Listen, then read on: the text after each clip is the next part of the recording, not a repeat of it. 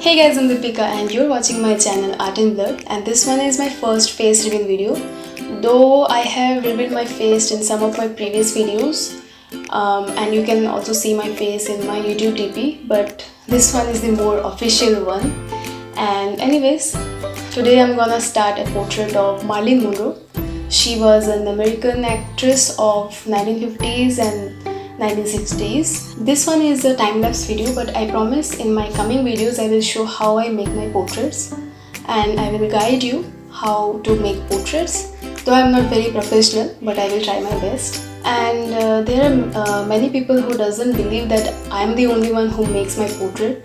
But guys, see, this is my hand and this is the proof. How can I record myself when I'm drawing? Because I place my camera on top to record the video of my sketching. So it's really hard and it's impossible to record myself.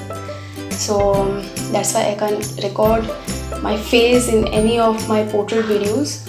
But I'm the one who does all the portraits, all the crafts, all the sketches. So I don't know how I will make you all believe, but yeah, I'm the one. I'm the one. So let's proceed.